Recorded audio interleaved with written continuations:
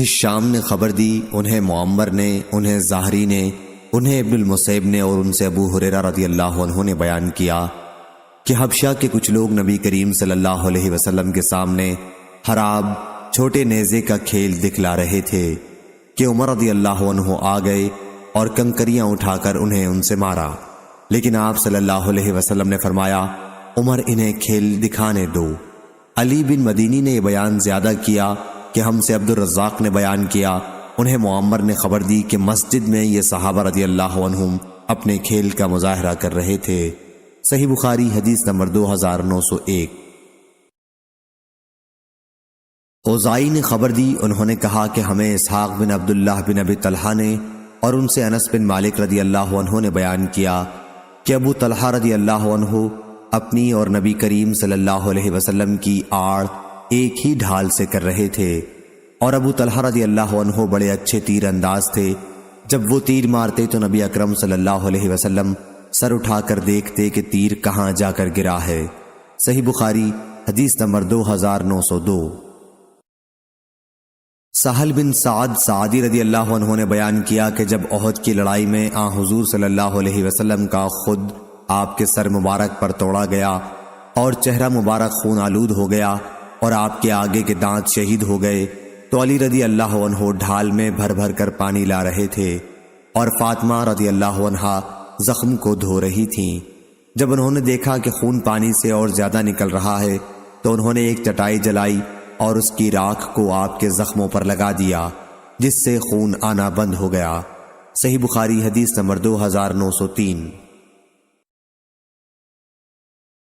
سفیان بن عینہ نے بیان کیا، ان سے عمر بن دینار نے، ان سے زہری نے، ان سے مالک بن اوس بن حدثان نے اور ان سے عمر رضی اللہ عنہ نے بیان کیا کہ بنو نذیر کے باغات وغیرہ اموال ان میں سے تھے جن کو اللہ تعالیٰ نے اپنے رسول صلی اللہ علیہ وسلم کو بغیر لڑنے کے دے دیا تھا۔ مسلمانوں نے ان کے حاصل کرنے کے لیے گھوڑے اور اونٹ نہیں دوڑائے تو یہ اموال خاص طور سے رسول اللہ صلی اللہ علیہ وسلم ہی کے تھے، جن میں سے آپ صلی اللہ علیہ وسلم اپنی ازواج مطہرات کو سالانہ نفقہ کے طور پر بھی دے دیتے تھے اور باقی ہتھیار اور گھوڑوں پر خرچ کرتے تھے تاکہ اللہ کے راستے میں جہاد کے لیے ہر وقت تیاری رہے۔ صحیح بخاری حدیث نمبر 2904۔ سعد بن ابراہیم نے بیان کیا، ان سے عبداللہ بن شداد نے اور ان سے علی رضی اللہ عنہ نے۔ دوسری سند ہم سے قبیصیہ بن عقبہ نے بیان کیا، کہا ہم سے سفیان بن عینہ نے بیان کیا، ان سے سعد بن ابراہیم نے بیان کیا، کہا مجھ سے عبداللہ بن شداد نے بیان کیا، کہا کہ میں نے حضرت علی کرم اللہ وجہہ سے سنا، آپ بیان کرتے تھے کہ سعد بن ابی وقاص رضی اللہ عنہ کے بعد میں نے کسی کے متعلق نبی کریم صلی اللہ علیہ وسلم سے نہیں سنا کہ آپ نے خود کو ان پر صدقہ کیا ہو۔ میں نے سنا کہ آپ فرما رہے تھے تیر برساؤ سعد رضی اللہ عنہ، تم پر میرے ماں باپ قربان ہو۔ صحیح بخاری حدیث نمبر 2905۔ ابو الاسود نے بیان کیا، ان سے عروہ نے اور ان سے عائشہ رضی اللہ عنہا نے کہ رسول اللہ صلی اللہ علیہ وسلم میرے یہاں تشریف لائے تو دو لڑکیاں میرے پاس جنگ بعاث کے گیت گا رہی تھیں۔ آپ بستر پر لیٹ گئے اور چہرہ مبارک دوسری طرف کر لیا، اور اس کے بعد ابو بکر آ گئے اور آپ نے مجھے ڈانٹا کہ یہ شیطانی گانا اور رسول اللہ صلی اللہ علیہ وسلم کی موجودگی میں، لیکن آپ صلی اللہ علیہ وسلم ان کی طرف متوجہ ہوئے اور فرمایا کہ انہیں گانے دو۔ پھر جب ابو بکر رضی اللہ عنہ دوسری طرف متوجہ ہو گئے تو میں نے ان لڑکیوں کو اشارہ کیا اور وہ چلی گئیں۔ صحیح بخاری حدیث نمبر 2906۔ عائشہ رضی اللہ عنہا نے بیان کیا کہ عید کے دن سوڈان کے کچھ صحابہ ڈھال اور حراب کا کھیل دکھلا رہے تھے۔ اب یا میں نے خود رسول اللہ صلی اللہ علیہ وسلم سے کہا یا آپ نے ہی فرمایا کہ تم بھی دیکھنا چاہتی ہو؟ میں نے کہا جی ہاں۔ آپ نے مجھے اپنے پیچھے کھڑا کر لیا، میرا چہرہ آپ کے چہرے پر تھا، اس طرح میں پیچھے پردے سے کھیل کو بخوبی دیکھ سکتی تھی، اور آپ فرما رہے تھے خوب اے بنو رافدہ۔ جب میں تھک گئی تو آپ نے فرمایا بس۔ میں نے کہا جی ہاں۔ آپ نے فرمایا تو پھر جاؤ۔ احمد نے بیان کیا اور ان سے ابن وہب نے ابو بکر رضی اللہ عنہ کے آنے کے بعد دوسری طرف متوجہ ہو جانے کے لیے لفظ عمل کے بجائے فلما غفل نقل کیا ہے، یعنی جب وہ ذرا غافل ہو گئے۔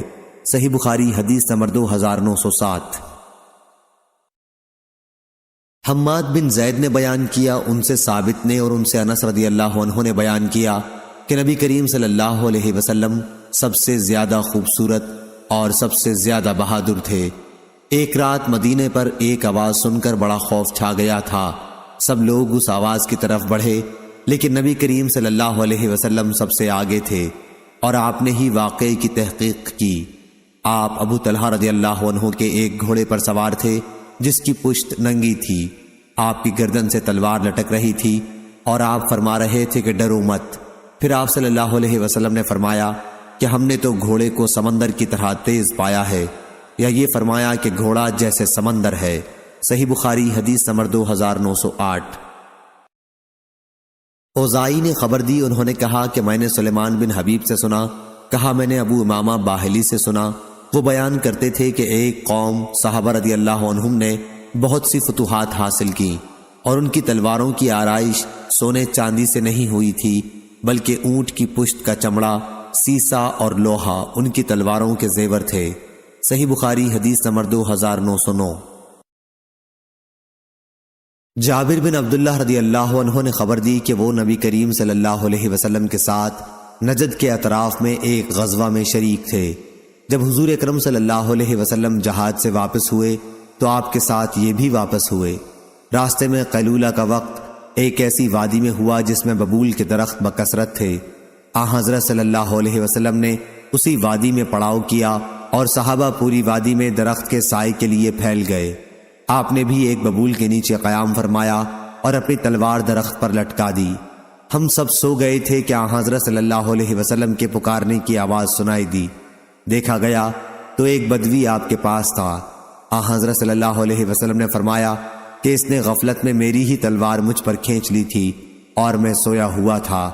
جب بیدار ہوا تو ننگی تلوار اس کے ہاتھ میں تھی۔ اس نے کہا مجھ سے تمہیں کون بچائے گا؟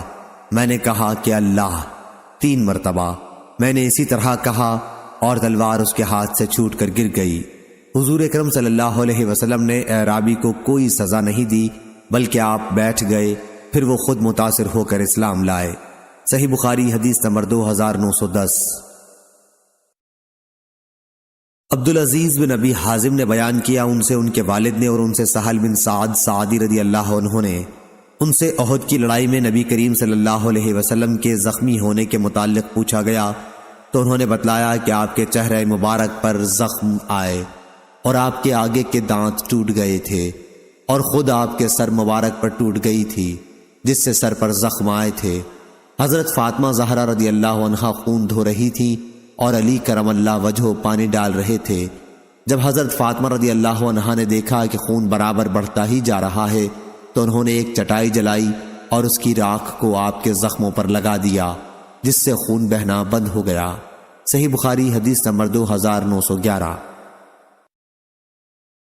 عبد الرحمن بن مہدی نے بیان کیا، ان سے سفیان سوری نے، ان سے ابو اسحاق نے اور ان سے عمر بن حارث رضی اللہ عنہ نے بیان کیا کہ نبی کریم صلی اللہ علیہ وسلم نے وفات کے بعد اپنے ہتھیار ایک سفید خچر اور ایک قطع رازی جسے آپ پہلے ہی صدقہ کر چکے تھے کے سوا اور کوئی چیز نہیں چھوڑی تھی۔ صحیح بخاری حدیث نمبر 2912۔ شعیب نے خبر دی، انہیں زہری نے، ان سے سنان بن ابی سنان اور ابو سلمہ نے بیان کیا اور ان دونوں حضرات کو جابر رضی اللہ عنہ نے خبر دی۔ دوسری سند اور ہم سے موسیٰ بن اسماعیل نے بیان کیا، انہیں ابراہیم بن سعد نے خبر دی، انہیں ابن شہاب نے خبر دی، انہیں سنان بن ابی سنان الدولا نے اور انہیں جابر بن عبداللہ رضی اللہ عنہ نے خبر دی کہ وہ نبی کریم صلی اللہ علیہ وسلم کے ساتھ ایک لڑائی میں شریک تھے، ایک ایسے جنگل میں جہاں ببول کے درخت بکثرت تھے۔ قیلولہ کا وقت ہو گیا، تمام صحابہ سائے کی تلاش میں پوری وادی میں متفرق درختوں کے نیچے پھیل گئے اور نبی کریم صلی اللہ علیہ وسلم نے بھی ایک درخت کے نیچے قیام فرمایا۔ آپ نے تلوار درخت کے تنے سے لٹکا دی تھی اور سو گئے تھے۔ جب آپ بیدار ہوئے تو آپ کے پاس ایک اجنبی موجود تھا۔ اس اجنبی نے کہا تھا کہ اب تمہیں مجھ سے کون بچائے گا؟ پھر حضرت صلی اللہ علیہ وسلم نے آواز دی اور جب صحابہ رضی اللہ عنہم آپ کے قریب پہنچے تو آپ نے فرمایا کہ اس شخص نے میری ہی تلوار مجھ پر کھینچ لی تھی اور مجھ سے کہنے لگا تھا کہ اب تمہیں میرے ہاتھ سے کون بچا سکے گا؟ میں نے کہا کہ اللہ۔ اس پر وہ شخص خود ہی دہشت زدہ ہو گیا اور تلوار نیام میں کر لی۔ اب یہ بیٹھا ہوا ہے۔ حضرت صلی اللہ علیہ وسلم نے اسے کوئی سزا نہیں دی تھی۔ صحیح بخاری حدیث نمبر 2913۔ امام مالک نے خبر دی، انہیں عمر بن عبید اللہ کے مولا ابو نضر نے، اور انہیں ابو قتادہ انصاری کے مولا نافع نے، اور انہیں ابو قتادہ رضی اللہ عنہ نے، کیا آپ رسول اللہ صلی اللہ علیہ وسلم کے ساتھ صلح حدیبیہ کے موقع پر مکے کے راستے میں آپ اپنے چند ساتھیوں کے ساتھ احرام باندھے ہوئے تھے، لشکر سے پیچھے رہ گئے؟ خود قتادہ رضی اللہ عنہ نے ابھی احرام نہیں باندھا تھا۔ پھر انہوں نے ایک گورخر دیکھا اور اپنے گھوڑے پر شکار کرنے کی نیت سے سوار ہو گئے۔ اس کے بعد انہوں نے اپنے ساتھیوں سے جو احرام باندھے ہوئے تھے کہا کہ کوڑا اٹھا دیں۔ انہوں نے اس سے انکار کیا۔ پھر انہوں نے اپنا نیزہ مانگا، اس کے دینے سے انہوں نے انکار کیا۔ آخر انہوں نے خود اسے اٹھایا اور گورخر پر جھپٹ پڑے اور اسے مار لیا۔ نبی کریم صلی اللہ علیہ وسلم کے صحابہ میں سے بعض نے تو اس گورخر کا گوشت کھایا اور بعض نے اس کے کھانے سے احرام کے عذر کی بنا پر انکار کیا۔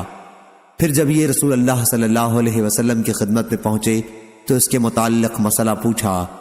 حضرت صلی اللہ علیہ وسلم نے فرمایا کہ یہ تو ایک کھانے کی چیز تھی جو اللہ تعالیٰ نے تمہیں عطا کی۔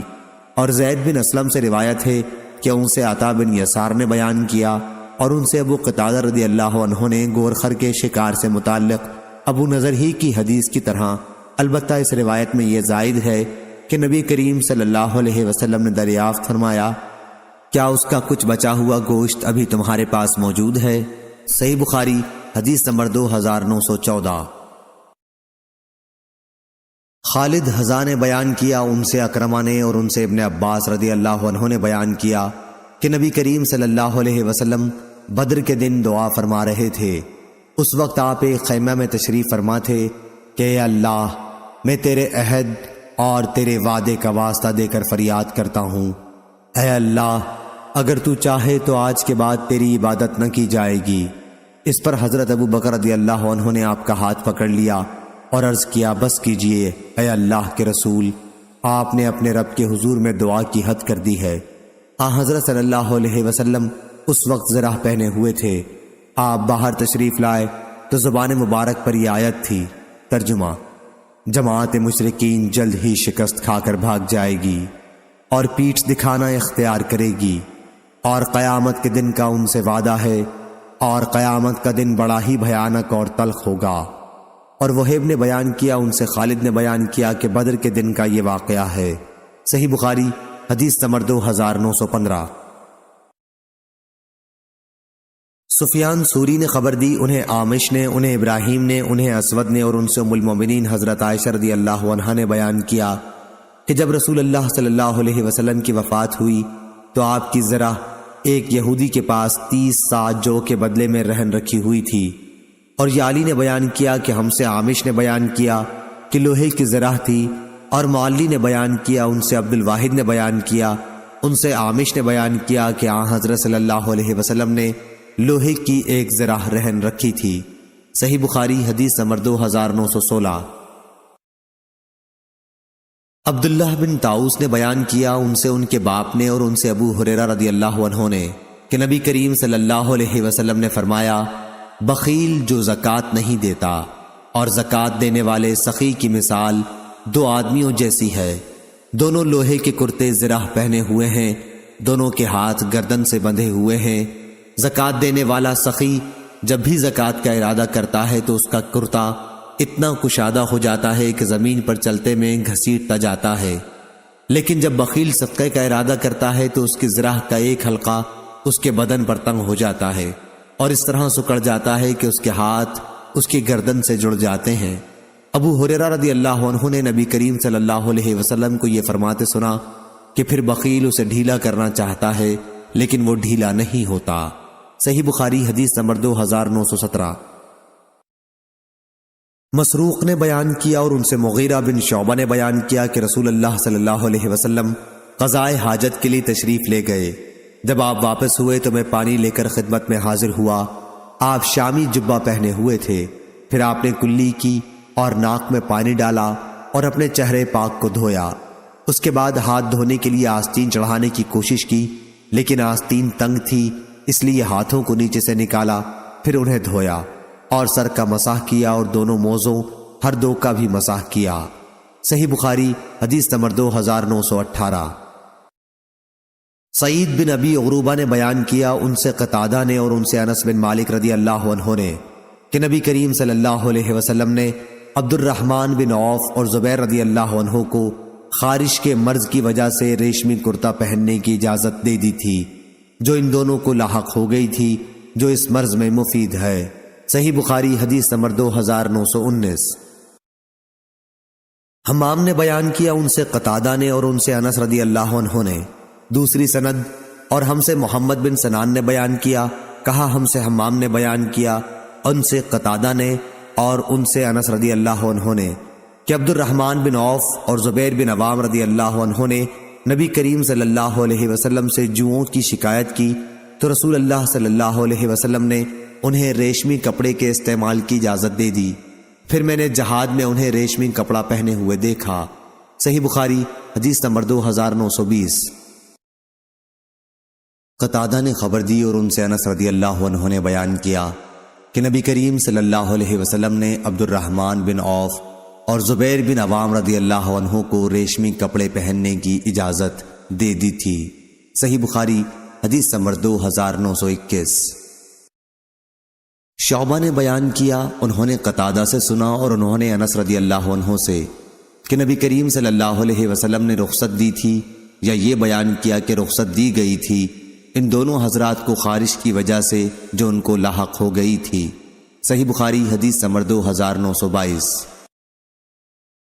ابراہیم بن سعد نے بیان کیا، ان سے ابن شہاب نے، ان سے جعفر بن عمرو بن امیہ نے اور ان سے ان کے والد نے بیان کیا کہ میں نے نبی کریم صلی اللہ علیہ وسلم کو دیکھا کہ آپ صلی اللہ علیہ وسلم شانے کا گوشت چھری سے کاٹ کر کھا رہے تھے۔ پھر نماز کے لیے اذان ہوئی تو آپ نے نماز پڑھی لیکن وضو نہیں کیا۔ ہم سے ابو الیمان نے بیان کیا، کہا ہم کو شعیب نے خبر دی اور انہیں ظاہری نے اس روایت میں یہ زیادتی بھی موجود ہے کہ جب آپ نماز کے لیے بلائے گئے تو آپ نے چھری ڈال دی۔ صحیح بخاری حدیث نمبر 2923۔ ثور بن یزید نے بیان کیا، ان سے خالد بن معدان نے اور ان سے عمیر بن اسود اونسی نے بیان کیا کہ وہ عبادہ بن صامت رضی اللہ عنہ کی خدمت میں حاضر ہوئے۔ آپ کا قیام ساحل حمص پر اپنے ہی ایک مکان میں تھا اور آپ کے ساتھ آپ کی بیوی ام حرام رضی اللہ عنہا بھی تھیں۔ عمیر نے بیان کیا کہ ہم سے ام حرام رضی اللہ عنہا نے بیان کیا کہ میں نے نبی کریم صلی اللہ علیہ وسلم سے سنا ہے، آپ نے فرمایا تھا کہ میری امت کا سب سے پہلا لشکر جو دریائی سفر کر کے جہاد کے لیے جائے گا، اس نے اپنے لیے اللہ تعالیٰ کی رحمت و مغفرت واجب کر لی۔ ام حرام رضی اللہ عنہا نے بیان کیا کہ میں نے کہا تھا، یا رسول اللہ کیا میں بھی ان کے ساتھ ہوں گی؟ آپ نے فرمایا کہ ہاں، تم بھی ان کے ساتھ ہوگی۔ پھر نبی کریم صلی اللہ علیہ وسلم نے فرمایا، سب سے پہلا لشکر میری امت کا جو قیصر رومیوں کے بادشاہ کے شہر قسطنطنیہ پر چڑھائی کرے گا، ان کی مغفرت ہوگی۔ میں نے کہا میں بھی ان کے ساتھ ہوں گی یا رسول اللہ؟ آپ نے فرمایا کہ نہیں۔ صحیح بخاری حدیث نمبر 2924۔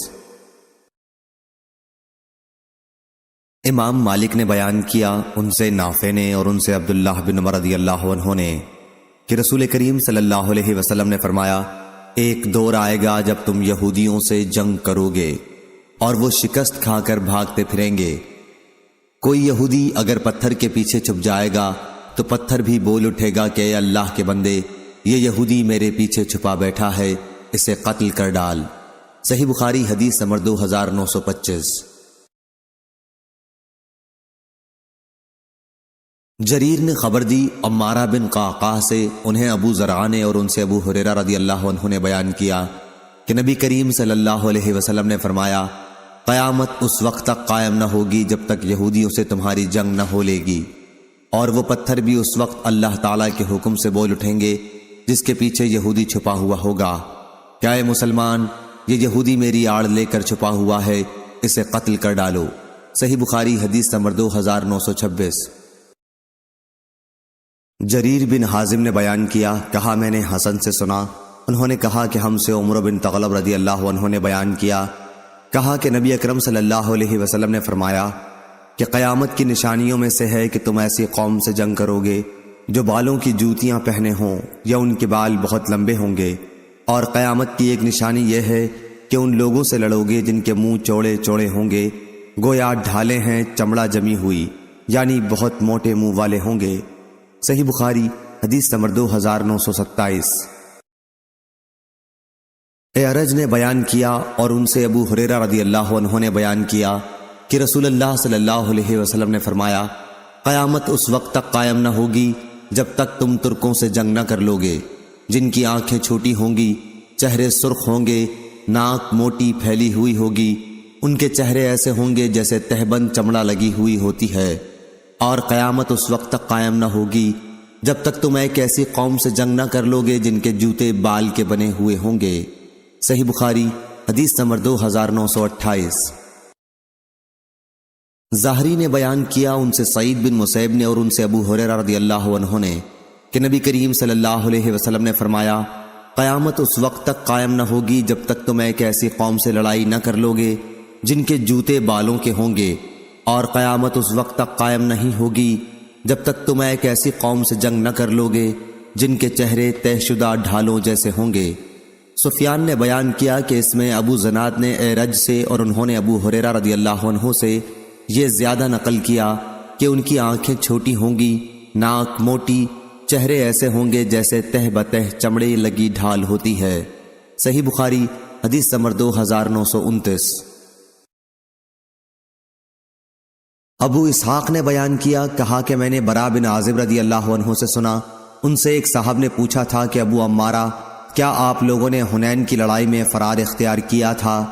برا رضی اللہ عنہ نے کہا، نہیں، خدا کی قسم رسول اللہ صلی اللہ علیہ وسلم نے پشت ہرگز نہیں پھیری تھی، البتہ آپ کے اصحاب میں جو نوجوان تھے بے سر و سامان، جن کے پاس نہ زرہ تھی نہ خود اور کوئی ہتھیار بھی نہیں لے گئے تھے، انہوں نے ضرور میدان چھوڑ دیا تھا، کیونکہ مقابلے میں ہوازن اور بنو نصر کے بہترین تیر انداز تھے کہ کم ہی ان کا کوئی تیر خطا جاتا، چنانچہ انہوں نے خوب تیر برسائے اور شاید ہی کوئی نشانہ ان کا خطا ہوا ہو۔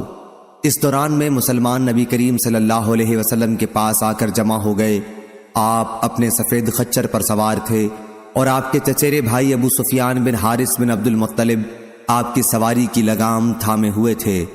حضور نے سواری سے اتر کر اللہ تعالیٰ سے مدد کی دعا مانگی، پھر فرمایا، میں نبی ہوں، اس میں غلط بیانی کا کوئی شائبہ نہیں، میں عبد المطلب کی اولاد ہوں۔ اس کے بعد آپ صلی اللہ علیہ وسلم نے اپنے اصحاب کی نئے طریقے پر صف بندی کی۔ صحیح بخاری حدیث نمبر 2930۔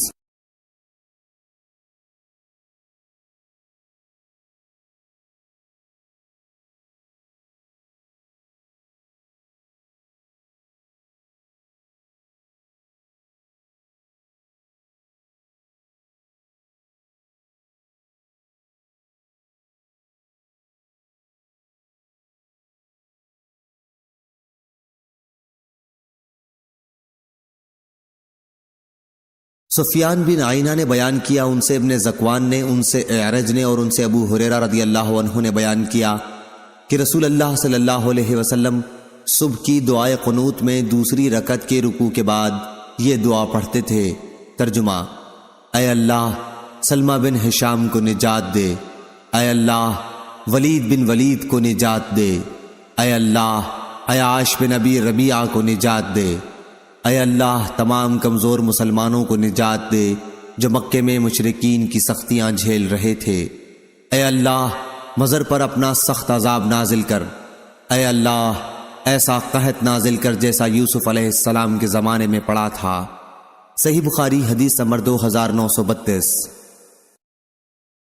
اسماعیل بن ابی خالد نے خبر دی اور انہوں نے عبداللہ بن ابی اوفی رضی اللہ عنہ سے سنا، آپ بیان کرتے تھے کہ غزوہ احزاب کے موقع پر رسول اللہ صلی اللہ علیہ وسلم نے یہ دعا کی تھی، اے اللہ کتاب کے نازل کرنے والے، قیامت کے دن حساب بڑی سرعت سے لینے والے، اے اللہ مشرکوں اور کفار کی جماعتوں کو جو مسلمانوں کا استحصال کرنے آئی ہیں شکست دے، اے اللہ انہیں شکست دے اور انہیں جھنجھوڑ کر رکھ دے۔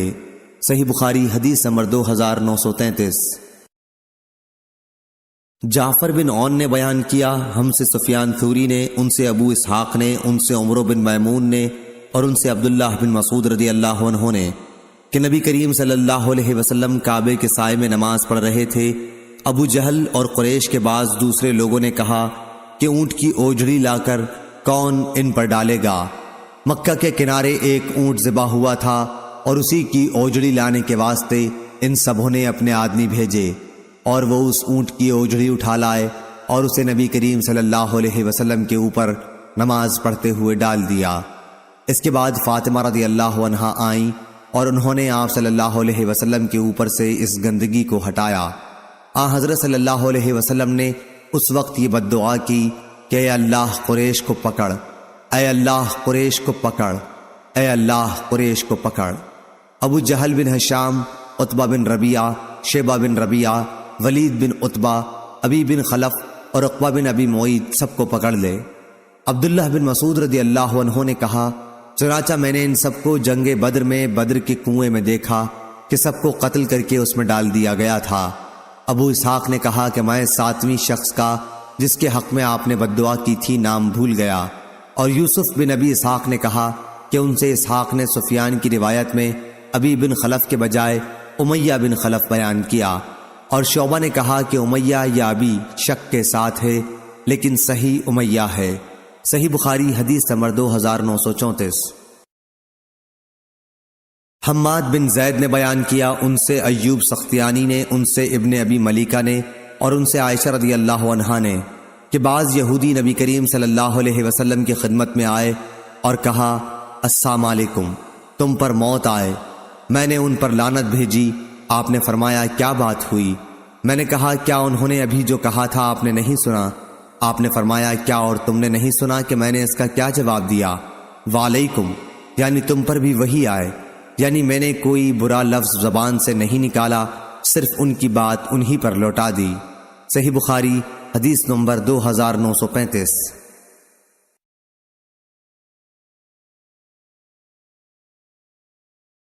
ابن شہاب نے خبر دی، ان سے ان کے چچا نے بیان کیا، انہوں نے کہا کہ مجھے عبیداللہ بن عبداللہ بن عتبہ بن مسعود نے خبر دی، انہیں عبداللہ بن عباس رضی اللہ عنہ نے خبر دی کہ رسول اللہ صلی اللہ علیہ وسلم نے روم کے بادشاہ قیصر کو خط لکھا، جس میں آپ نے یہ بھی لکھا تھا کہ اگر تم نے اسلام کی دعوت سے منہ موڑا تو اپنے گناہ کے ساتھ ان کاشتکاروں کا بھی گناہ تم پر پڑے گا جن پر تم حکمرانی کر رہے ہو۔ صحیح بخاری حدیث نمبر 2936۔ عبد الرحمن نے بیان کیا کہ ابو ہریرہ رضی اللہ عنہ نے بیان کیا کہ طفیل بن عمرو دوسی رضی اللہ عنہ اپنے ساتھیوں کے ساتھ حضور اکرم صلی اللہ علیہ وسلم کی خدمت میں حاضر ہوئے اور عرض کیا کہ یا رسول اللہ صلی اللہ علیہ وسلم، قبیلہ دوس کے لوگ سرکشی پر اتر آئے ہیں اور اللہ کا کلام سننے سے انکار کرتے ہیں، آپ ان پر بد دعا کیجئے۔ پاس صحابہ رضی اللہ عنہم نے کہا کہ اب دوس کے لوگ برباد ہو جائیں گے، لیکن آپ صلی اللہ علیہ وسلم نے فرمایا، اے اللہ، دوس کے لوگوں کو ہدایت دے اور انہیں دائرہ اسلام میں کھینچ لا۔ صحیح بخاری حدیث نمبر 2937۔ شعبہ نے خبر دی قتادہ سے، انہوں نے کہا کہ میں نے انس رضی اللہ عنہ سے سنا کہ آپ بیان کرتے تھے کہ جب نبی کریم صلی اللہ علیہ وسلم نے شاہ روم کو خط لکھنے کا ارادہ کیا تو آپ سے کہا گیا کہ وہ لوگ کوئی خط اس وقت تک قبول نہیں کرتے جب تک وہ سر بمہر نہ ہو۔ چنانچہ حضرت صلی اللہ علیہ وسلم نے ایک چاندی کی انگوٹھی بنوائی، گویا دست مبارک پر اس کی سفیدی میری نظروں کے سامنے ہے، اس انگوٹھی پر محمد الرسول اللہ کھدا ہوا تھا۔ صحیح بخاری حدیث نمبر 2938۔ عبیداللہ بن عبداللہ بن عتبہ نے خبر دی اور انہیں عبداللہ بن عباس رضی اللہ عنہ نے کہ رسول اللہ صلی اللہ علیہ وسلم نے اپنا خط کسرا کے پاس بھیجا۔ آپ نے ایلچی سے یہ فرمایا تھا کہ وہ آپ صلی اللہ علیہ وسلم کے خط کو بحرین کے گورنر کو دے دیں، بحرین کا گورنر اسے کسرا کے دربار میں پہنچا دے گا۔ جب کسرا نے مکتوب پڑھا تو اسے اس نے پھاڑ ڈالا۔ مجھے یاد ہے کہ سعید بن مسیب نے بیان کیا تھا کہ پھر نبی کریم صلی اللہ علیہ وسلم نے اس پر بد دعا کی تھی کہ وہ بھی پارا پارا ہو جائے، چنانچہ ایسا ہی ہوا۔ صحیح بخاری حدیث نمبر 2939۔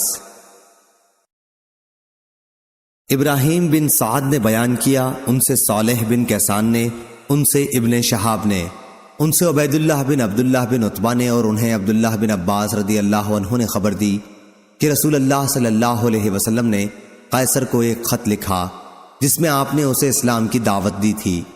وحیہ کلبی رضی اللہ عنہ کو آپ نے مکتوب دے کر بھیجا اور انہیں حکم دیا تھا کہ مکتوب بصرہ کے گورنر کے حوالے کر دیں، وہ اسے قیصر تک پہنچا دے گا۔ جب فارس کی فوج اس کے مقابلے میں شکست کھا کر پیچھے ہٹ گئی تھی اور اس کے ملک کے مقبوضہ علاقے واپس مل گئے تھے، تو اس انعام کے شکرانے کے طور پر جو اللہ تعالیٰ نے اس کا ملک اسے واپس دے کر اس پر کیا تھا، ابھی قیصر حمص سے ایلیا بیت المقدس تک پیدل چل کر آیا تھا۔ جب اس کے پاس رسول اللہ صلی اللہ علیہ وسلم کا نامہ مبارک پہنچا اور اس کے سامنے پڑھا گیا تو اس نے کہا کہ اگر ان حضرت صلی اللہ علیہ وسلم کی قوم کا کوئی شخص یہاں ہو تو اسے تلاش کر کے لاؤ، تاکہ میں اس رسول صلی اللہ علیہ وسلم کے متعلق اس سے کچھ سوالات کروں۔ صحیح بخاری حدیث نمبر 2940۔ ابو سفیان رضی اللہ عنہ نے خبر دی کہ قریش کے قافلے کے ساتھ وہ ان دنوں شام میں مقیم تھے۔ یہ قافلہ اس دور میں یہاں تجارت کی غرض سے آیا تھا جس میں حضرت صلی اللہ علیہ وسلم اور کفار قریش میں باہم صلح ہو چکی تھی، صلح حدیبیہ۔ ابو سفیان نے کہا کہ قیصر کے آدمی کی ہم سے شام کے ایک مقام پر ملاقات ہوئی اور وہ مجھے اور میرے ساتھیوں کو اپنے ساتھ قیصر کے دربار میں بیت المقدس لے کر چلا۔ پھر جب ہم ایلیا بیت المقدس پہنچے تو قیصر کے دربار میں ہماری بازیابی ہوئی۔ اس وقت قیصر دربار میں بیٹھا ہوا تھا، اس کے سر پر تاج تھا اور روم کے امراء اس کے ارد گرد تھے۔ اس نے اپنے ترجمان سے کہا کہ ان سے پوچھو کہ جنہوں نے ان کی یہاں نبوت کا دعویٰ کیا ہے، نسب کے اعتبار سے ان کے قریب میں سے کون شخص ہے؟ ابو سفیان نے کہا کہ میں نے کہا میں نسب کے اعتبار سے ان کے زیادہ قریب ہوں۔ قیصر نے پوچھا تمہاری اور ان کی قرابت کیا ہے؟ میں نے کہا رشتے میں وہ میرے چچا زاد بھائی ہوتے ہیں۔ اتفاق تھا کہ اس مرتبہ قافلے میں میرے سوا بنی عبد مناف کا اور آدمی موجود نہیں تھا۔ قیصر نے کہا کہ اس شخص ابو سفیان رضی اللہ عنہ کو مجھ سے قریب کر دو، اور جو لوگ میرے ساتھ تھے اس کے حکم سے میرے پیچھے قریب میں کھڑے کر دیے گئے۔ اس کے بعد اس نے اپنے ترجمان سے کہا کہ اس شخص ابو سفیان کے ساتھیوں سے کہہ دو کہ اس سے میں ان صاحب کے بارے میں پوچھوں گا جو نبی ہونے کے مدعی ہے۔ اگر یہ ان کے بارے میں کوئی جھوٹ بات کہے تو تم فوراً اس کی تکذیب کر دو۔ ابو سفیان نے بیان کیا کہ خدا کی قسم اگر اس دن اس بات کی شرم نہ ہوتی کہ کہیں میرے ساتھی میری تکذیب نہ کر بیٹھیں تو میں ان سوالات کے جوابات میں ضرور جھوٹ بول جاتا جو اس نے حضرت صلی اللہ علیہ وسلم کے بارے میں کیے تھے، لیکن مجھے تو اس کا خطرہ لگا رہا کہ کہیں میرے ساتھی میری تکذیب نہ کر دیں، اس لیے میں نے سچائی سے کام لیا۔ اس کے بعد اس نے اپنے ترجمان سے کہا اس سے پوچھو کہ تم لوگوں میں ان صاحب کا نسب کیسا سمجھا جاتا ہے؟ میں نے بتایا کہ ہم میں ان کا نسب بہت عمدہ سمجھا جاتا ہے۔ اس نے پوچھا اچھا یہ نبوت کا دعویٰ اس سے پہلے بھی تمہارے یہاں کسی نے کیا تھا؟ میں نے کہا کہ نہیں۔ اس نے پوچھا کیا اس دعویٰ سے پہلے ان پر کوئی جھوٹ کا الزام تھا؟ میں نے کہا کہ نہیں۔ اس نے پوچھا ان کے باپ دادوں میں کوئی بادشاہ گزرا ہے؟ میں نے کہا کہ نہیں۔ اس نے پوچھا تو اب بڑے امیر لوگ ان کی اتباع کرتے ہیں یا کمزور اور کم حیثیت کے لوگ؟ میں نے کہا کہ کمزور اور معمولی حیثیت کے لوگ ہی ان کے زیادہ تر ماننے والے ہیں۔ اس نے پوچھا کہ اس کے ماننے والوں کی تعداد بڑھتی رہتی ہے یا گھٹتی جا رہی ہے؟ میں نے کہا جی نہیں، تعداد برابر بڑھتی جا رہی ہے۔ اس نے پوچھا کوئی ان کے دین سے بیزار ہو کر اسلام لانے کے بعد پھر بھی گیا ہے کیا؟ میں نے کہا کہ نہیں۔ اس نے پوچھا انہوں نے کبھی وعدہ خلافی بھی کی ہے؟ میں نے کہا کہ نہیں، لیکن آج کل ہمارا ان سے ایک معاہدہ ہو رہا ہے اور ہمیں ان کی طرف سے معاہدے کی خلاف ورزی کا خطرہ ہے۔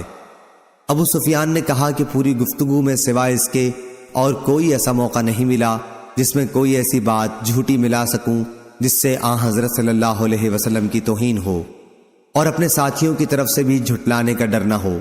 اس نے پھر پوچھا کیا تم نے کبھی ان سے لڑائی کی ہے یا انہوں نے تم سے جنگ کی ہے؟ میں نے کہا کہ ہاں۔ اس نے پوچھا تمہاری لڑائی کا کیا نتیجہ نکلتا ہے؟ میں نے کہا لڑائی میں ہمیشہ کسی ایک گروہ نے فتح نہیں حاصل کی، کبھی وہ ہمیں مغلوب کر لیتے ہیں اور کبھی ہم انہیں۔ اس نے پوچھا وہ تمہیں کن کاموں کا حکم دیتے ہیں؟ کہا ہمیں وہ اس کا حکم دیتے ہیں کہ ہم صرف اللہ کی عبادت کریں اور اس کا کسی کو بھی شریک نہ ٹھہرائیں۔ ہمیں ان بتوں کی عبادت سے منع کرتے ہیں جن کی ہمارے باپ دادا عبادت کیا کرتے تھے۔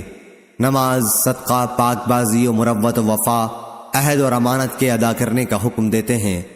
جب میں اسے یہ تمام باتیں بتا چکا تو اس نے اپنے ترجمان سے کہا، ان سے کہو کہ میں نے تم سے ان کے نسب کے متعلق دریافت کیا تو تم نے بتایا کہ وہ تمہارے یہاں صاحب نسب اور شریف سمجھے جاتے ہیں، اور انبیاء بھی یوں ہی اپنی قوم کے اعلیٰ نسب میں پیدا کیے جاتے ہیں۔ میں نے تم سے یہ پوچھا تھا کہ کیا نبوت کا دعویٰ تمہارے یہاں اس سے پہلے بھی کسی نے کیا تھا؟ تم نے بتایا کہ ہمارے ہاں ایسا دعویٰ پہلے کسی نے نہیں کیا تھا۔ اس سے میں یہ سمجھتا ہوں کہ اگر اس سے پہلے تمہارے یہاں کسی نے نبوت کا دعویٰ کیا ہوتا تو میں یہ بھی کہہ سکتا تھا کہ یہ صاحب بھی اسی دعوے کی نقل کر رہے ہیں جو اس سے پہلے کیا جا چکا ہے۔ میں نے تم سے دریافت کیا کہ کیا تم نے دعوی نبوت سے پہلے کبھی ان کی طرف جھوٹ منسوب کیا تھا؟ تم نے بتایا کہ ایسا کبھی نہیں ہوا۔ اس سے میں اس نتیجے پر پہنچا کہ یہ ممکن نہیں کہ ایک شخص جو لوگوں کے متعلق کبھی جھوٹ نہ بول سکا ہو وہ خدا کے متعلق جھوٹ بول دے۔ میں نے تم سے دریافت کیا کہ ان کے باپ دادوں میں کوئی بادشاہ تھا؟ تم نے بتایا کہ نہیں۔ میں نے اس سے یہ فیصلہ کیا کہ اگر ان کے باپ دادوں میں کوئی بادشاہ گزرا ہوتا تو میں یہ بھی کہہ سکتا تھا کہ نبوت کا دعویٰ کر کے وہ اپنے باپ دادوں کی سلطنت حاصل کرنا چاہتے ہیں۔ میں نے تم سے دریافت کیا کہ ان کی اتباع قوم کے بڑے لوگ کرتے ہیں یا کمزور اور بے حیثیت لوگ؟ تم نے بتایا کہ کمزور، غریب قسم کے لوگ ان کی تابعداری کرتے ہیں، اور یہی گروہ انبیاء کی ہر دور میں اطاعت کرنے والا رہا ہے۔ میں نے تم سے پوچھا کہ ان تابعداروں کی تعداد بڑھتی رہتی ہے یا گھٹتی بھی ہے؟ تم نے بتایا کہ وہ لوگ برابر بڑھ ہی رہے ہیں۔ ایمان کا بھی یہی حال ہے یہاں تک کہ وہ مکمل ہو جائے۔ میں نے تم سے دریافت کیا کہ کیا کوئی شخص ان کے دین میں داخل ہونے کے بعد کبھی اس سے پھر بھی گیا ہے؟ تم نے کہا کہ ایسا کبھی نہیں ہوا۔ ایمان کا بھی یہی حال ہے، جب وہ دل کی گہرائیوں میں اتر جائے تو پھر کوئی چیز اس سے مومن کو ہٹا نہیں سکتی۔ میں نے تم سے دریافت کیا کہ کیا انہوں نے وعدہ خلافی بھی کی ہے؟ تم نے اس کا بھی جواب دیا کہ نہیں۔ انبیاء کی یہی شان ہے کہ وہ وعدہ خلافی کبھی نہیں کرتے۔ میں نے تم سے دریافت کیا کہ کیا تم نے کبھی ان سے یا انہوں نے تم سے جنگ بھی کی ہے؟ تم نے بتایا کہ ایسا ہوا ہے، اور تمہاری لڑائیوں کا نتیجہ ہمیشہ کسی ایک ہی کے حق میں نہیں گیا، بلکہ کبھی تم مغلوب ہوتے ہو اور کبھی وہ۔ انبیاء کے ساتھ بھی ایسا ہی ہوتا ہے، وہ امتحان میں ڈالے جاتے ہیں لیکن انجام انہی کا بہتر ہوتا ہے۔ میں نے تم سے دریافت کیا کہ وہ تم کو کن کاموں کا حکم دیتے ہیں؟ تم نے بتایا کہ وہ ہمیں اس کا حکم دیتے ہیں کہ اللہ کی عبادت کرو، اس کے ساتھ کسی کو شریک نہ ٹھہراؤ، اور تمہیں تمہارے ان معبودوں کی عبادت سے منع کرتے ہیں جن کی تمہارے باپ دادا عبادت کیا کرتے تھے۔ تمہیں وہ نماز، صدقہ، پاک بازی، وعدہ وفائی اور ادائے امانت کا حکم دیتے ہیں۔ اس نے کہا کہ ایک نبی کی یہی صفت ہے۔ میرے بھی علم میں یہ بات تھی کہ وہ نبی مبعوث ہونے والے ہیں، لیکن یہ خیال نہ تھا کہ تم میں سے وہ مبعوث ہوں گے۔ جو باتیں تم نے بتائیں اگر وہ صحیح ہیں تو وہ دن بہت قریب ہے جب وہ اس جگہ پر حکمران ہوں گے جہاں اس وقت میرے دونوں قدم موجود ہیں۔ اگر مجھے ان تک پہنچ سکنے کی توقع ہوتی تو میں ان کی خدمت میں حاضر ہونے کی پوری کوشش کرتا، اور اگر میں ان کی خدمت میں موجود ہوتا تو ان کے پاؤں دھوتا۔ ابو سفیان نے بیان کیا کہ اس کے بعد قیصر نے رسول اللہ کا نام مبارک طلب کیا اور وہ اس کے سامنے پڑھا گیا۔ اس میں لکھا ہوا تھا، ترجمہ: شروع کرتا ہوں اللہ کے نام سے جو بڑا ہی مہربان نہایت رحم کرنے والا ہے۔ یہ خط ہے محمد اللہ کے بندے اور اس کے رسول کی طرف سے روم کے بادشاہ ہرقل کی طرف۔ اس شخص پر سلامتی ہو جو ہدایت قبول کر لے۔ اما بعد، میں تمہیں اسلام کی دعوت دیتا ہوں۔ اسلام قبول کرو، تمہیں بھی سلامتی و امن حاصل ہوگی، اور اسلام قبول کرو، اللہ تمہیں دوہرا اجر دے گا، ایک تمہارے اپنے اسلام کا اور دوسرا تمہاری قوم کے اسلام کا جو تمہاری وجہ سے اسلام میں داخل ہوگی۔ لیکن اگر تم نے اس دعوت سے منہ موڑ لیا تو تمہاری رعایا کا گناہ بھی تم پر ہوگا۔ اور اے اہل کتاب، ایک ایسے کلمے پر آ کر ہم سے مل جاؤ جو ہمارے اور تمہارے درمیان ایک ہی ہے، یہ کہ ہم اللہ کے سوا اور کسی کی عبادت نہ کریں، نہ اس کے ساتھ کسی کو شریک ٹھہرائیں، اور نہ ہم میں سے کوئی اللہ کو چھوڑ کر آپس میں ایک دوسرے کو پروردگار بنائے۔ اب بھی اگر تم منہ موڑتے ہو تو اس کا اقرار کر لو کہ اللہ تعالیٰ کے واقعی فرما بردار ہم ہی ہیں۔ ابو سفیان نے بیان کیا کہ جب ہرقل اپنی بات پوری کر چکا تو روم کے سردار اس کے ارد گرد جمع تھے۔ سب ایک ساتھ چیخنے لگے اور شور و غل بہت بڑھ گیا۔ مجھے کچھ پتہ نہیں چلا کہ یہ لوگ کیا کہہ رہے تھے۔ پھر ہمیں حکم دیا گیا اور ہم وہاں سے نکال دیے گئے۔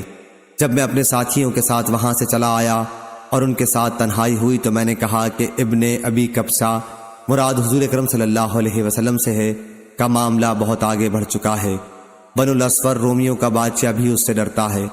ابو سفیان نے بیان کیا کہ اللہ کی قسم مجھے اسی دن سے اپنی ذلت کا یقین ہو گیا تھا اور برابر اس بات کا بھی یقین رہا کہ حضرت صلی اللہ علیہ وسلم ضرور غالب ہوں گے، یہاں تک کہ اللہ تعالیٰ نے میرے دل میں بھی اسلام داخل کر دیا، حالانکہ پہلے میں اسلام کو برا جانتا تھا۔ صحیح بخاری حدیث نمبر 2941۔ عبدالعزیز بن ابی حازم نے بیان کیا، ان سے ان کے والد نے، ان سے سہل بن سعد سعدی رضی اللہ عنہ نے، اور انہوں نے نبی کریم صلی اللہ علیہ وسلم سے سنا، آپ نے خیبر کی لڑائی کے دن فرمایا تھا کہ اسلامی جھنڈا میں ایک ایسے شخص کے ہاتھ میں دوں گا جس کے ذریعے اللہ تعالیٰ فتح عنایت فرمائے گا۔ اب سب اس انتظار میں تھے کہ دیکھیے جھنڈا کسے ملتا ہے۔ جب صبح ہوئی تو سب سرکردہ لوگ اسی میدان میں رہے کہ کاش انہی کو مل جائے، لیکن حضرت صلی اللہ علیہ وسلم نے دریافت فرمایا، علی کہاں ہیں؟ عرض کیا گیا کہ وہ آنکھوں کے درد میں مبتلا ہیں۔ آخر آپ کے حکم سے انہیں بلایا گیا۔ آپ صلی اللہ علیہ وسلم نے اپنا لعاب دہن مبارک ان کی آنکھوں میں لگا دیا اور فوراً ہی وہ اچھے ہو گئے، جیسے پہلے کوئی تکلیف ہی نہ رہی ہو۔ حضرت علی رضی اللہ عنہ نے کہا کہ ہم ان یہودیوں سے اس وقت تک جنگ کریں گے جب تک یہ ہمارے جیسے مسلمان نہ ہو جائیں، لیکن حضرت صلی اللہ علیہ وسلم نے فرمایا، ابھی ٹھہرو، پہلے ان کے میدان میں اتر کر انہیں تم اسلام کی دعوت دے لو اور ان کے لیے جو چیزیں ضروری ہیں ان کی خبر کر دو، پھر وہ نہ مانے تو لڑنا۔ اللہ کی قسم اگر تمہارے ذریعے ایک شخص کو بھی ہدایت مل جائے تو یہ تمہارے حق میں سرخ اونٹوں سے بہتر ہے۔ صحیح بخاری حدیث نمبر 2942۔ ابو اسحاق نے بیان کیا، ان سے حمید نے کہا کہ میں نے انس رضی اللہ عنہ سے سنا، آپ بیان کرتے تھے کہ رسول اللہ صلی اللہ علیہ وسلم جب کسی قوم پر چڑھائی کرتے تو اس وقت تک کوئی اقدام نہ فرماتے جب تک صبح نہ ہو جاتی۔ جب صبح ہو جاتی اور اذان کی آواز سن لیتے تو رک جاتے، اور اگر اذان کی آواز سنائی نہ دیتی تو صبح ہونے کے بعد حملہ کرتے۔ چنانچہ خیبر میں بھی ہم رات میں پہنچے تھے۔ اس حدیث میں بھی اشارہ ہے کہ جنگ شروع کرنے سے پہلے ہر وہ موقع تلاش کر لینا چاہیے جس سے جنگ کا خطرہ ٹل سکے، کیونکہ اسلام کا مقصد جنگ ہرگز نہیں ہے۔ صحیح بخاری حدیث نمبر 2943۔ اسماعیل بن جعفر نے بیان کیا، ان سے حمید نے اور ان سے انس رضی اللہ عنہ نے کہ نبی کریم صلی اللہ علیہ وسلم ہمیں ساتھ لے کر ایک غزوہ کے لیے تشریف لے گئے۔ صحیح بخاری حدیث نمبر 2944۔ عبداللہ بن مسلمہ نے بیان کیا، ان سے امام مالک نے، ان سے حمید نے اور ان سے انس رضی اللہ عنہ نے کہ رسول کریم صلی اللہ علیہ وسلم رات میں خیبر تشریف لے گئے، اور آپ کی عادت تھی کہ جب کسی قوم تک رات کے وقت پہنچتے تو صبح سے پہلے ان پر حملہ نہیں کرتے تھے۔ جب صبح ہوئی تو یہودی اپنے پھاوڑے اور ٹوکرے لے کر باہر کھیتوں میں کام کرنے کے لیے نکلے۔ جب انہوں نے اسلامی لشکر کو دیکھا تو چیخ پڑے، محمد واللہ محمد، لشکر سمیت آ گئے۔ اس پر نبی کریم صلی اللہ علیہ وسلم نے فرمایا، اللہ کی ذات سب سے بڑی ہے، اب خیبر تو خراب ہو گیا کہ جب ہم کسی قوم کے میدان میں مجاہدانہ اتر آتے ہیں تو کفر سے ڈرائے ہوئے لوگوں کی صبح منحوس ہو جاتی ہے۔ صحیح بخاری حدیث نمبر 2945۔ سعید بن مسیب نے بیان کیا، اور ان سے ابو ہریرہ رضی اللہ عنہ نے کہ رسول کریم صلی اللہ علیہ وسلم نے فرمایا کہ مجھے حکم دیا گیا ہے کہ میں لوگوں سے اس وقت تک جنگ کرتا رہوں یہاں تک کہ وہ اس کا اقرار کر لیں کہ اللہ کے سوا اور کوئی معبود نہیں۔ پس جس نے اقرار کر لیا کہ اللہ کے سوا اور کوئی معبود نہیں تو اس کی جان اور مال ہم سے محفوظ ہے، سوا اس حق کے جس کی بنا پر قانوناً اس کی جان و مال زد میں آئے، اور اس کا حساب اللہ کے ذمے ہے۔ اس کی روایت عمر اور ابن عمر نے بھی نبی کریم صلی اللہ علیہ وسلم سے کی ہے۔ صحیح بخاری حدیث نمبر 2946۔ ابن شہاب نے بیان کیا، کہا کہ مجھے عبد الرحمن بن عبداللہ بن کعب بن مالک نے خبر دی، اور انہیں عبداللہ بن کعب رضی اللہ عنہ نے۔ کعب رضی اللہ عنہ جب نابینا ہو گئے تھے کہ ساتھ ان کے دوسرے صاحبزادوں میں یہی عبداللہ انہیں لے کر راستے میں ان کے آگے آگے چلتے تھے۔ رسول اللہ صلی اللہ علیہ وسلم کا اصول یہ تھا کہ جب آپ کسی غزوے کا ارادہ کرتے تو مصلحت کے لیے دوسرا مقام بیان کرتے تاکہ دشمن کو خبر نہ ہو۔ صحیح بخاری حدیث نمبر 2947۔ عبد الرحمن بن عبداللہ بن کعب بن مالک نے خبر دی، انہوں نے کہا کہ میں نے کعب بن مالک رضی اللہ عنہ سے سنا، آپ بیان کرتے تھے کہ ایسا کم اتفاق ہوتا کیا حضرت صلی اللہ علیہ وسلم کسی جہاد کا قصد کریں اور وہی مقام بیان فرما کر اس کو نہ چھپائیں۔ جب آپ غزوہ تبوک کو جانے لگے تو چونکہ یہ غزوہ بڑی سخت گرمی میں ہونا تھا، لمبا سفر تھا اور جنگلوں کو طے کرنا تھا، اور مقابلہ بھی بہت بڑی فوج سے تھا، اس لیے آپ نے مسلمانوں سے صاف صاف فرما دیا تھا تاکہ دشمن کے مقابلے کے لیے پوری تیاری کر لیں۔ چنانچہ غزوے کے لیے جہاں آپ کو جانا تھا یعنی تبوک، اس کا آپ نے صاف اعلان کر دیا تھا۔ صحیح بخاری حدیث نمبر 2948۔ عبد الرحمن بن کعب بن مالک نے خبر دی کہ حضرت کعب بن مالک رضی اللہ عنہ کہا کرتے تھے کہ کم ایسا ہوتا کہ رسول اللہ صلی اللہ علیہ وسلم کسی سفر میں جمعرات کے سوا اور کسی دن نکلیں۔ صحیح بخاری حدیث نمبر 2949۔ معمر نے خبر دی، انہیں زہری نے، انہیں عبد الرحمن بن کعب بن مالک نے، اور انہیں ان کے والد حضرت کعب بن مالک رضی اللہ عنہ نے کہ نبی کریم صلی اللہ علیہ وسلم غزوہ تبوک کے لیے جمعرات کے دن نکلے تھے۔ آپ جمعرات کے دن سفر کرنا پسند فرماتے تھے۔ صحیح بخاری حدیث نمبر 2950۔ حماد بن زید نے بیان کیا، ان سے ایوب سختیانی نے، ان سے ابو قلابہ نے، اور ان سے انس رضی اللہ عنہ نے کہ نبی کریم صلی اللہ علیہ وسلم نے مدینہ میں ظہر 4 رکعت پڑھی، پھر عصر کی نماز الحلیفہ میں 2 رکعت پڑھی، اور میں نے سنا کہ صحابہ حج اور عمرہ دونوں کا لبیک ایک ساتھ پکار رہے تھے۔ صحیح بخاری حدیث نمبر 2951۔ عبداللہ بن مسلمہ نے بیان کیا امام مالک سے، ان سے یحییٰ بن سعید نے، ان سے عمرہ بنت عبد الرحمن نے، اور ان سے عائشہ رضی اللہ عنہا نے بیان کیا کہ مدینہ سے حجۃ الوداع کے لیے رسول کریم صلی اللہ علیہ وسلم کے ساتھ ہم اس وقت نکلے جب ذی قعدہ کے 5 دن باقی تھے۔ ہفتے کے دن ہمارا مقصد حج کے سوا اور کچھ بھی نہ تھا۔ جب ہم مکے سے قریب ہوئے تو رسول کریم صلی اللہ علیہ وسلم نے حکم فرمایا کہ جس کے ساتھ قربانی کا جانور نہ ہو، جب وہ بیت اللہ کے طواف اور صفا اور مروہ کی سعی سے فارغ ہو جائے تو احرام کھول دے، پھر حج کے لیے بعد میں احرام باندھے۔ حضرت عائشہ رضی اللہ عنہا نے کہا کہ 10ویں ذی الحج کو ہمارے یہاں گائے کا گوشت آیا۔ میں نے پوچھا کہ گوشت کیسا ہے، تو بتایا گیا کہ رسول کریم صلی اللہ علیہ وسلم نے اپنی بیویوں کی طرف سے جو گائے قربان کی ہے یہ اسی کا گوشت ہے۔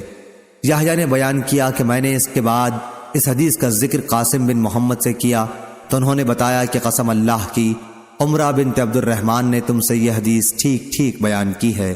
صحیح بخاری حدیث نمبر 2952۔ زہری نے بیان کیا، ان سے عبید اللہ نے اور ان سے ابن عباس رضی اللہ عنہ نے کہ نبی کریم صلی اللہ علیہ وسلم فتح مکہ کے لیے مدینے سے رمضان میں نکلے اور روزے سے تھے۔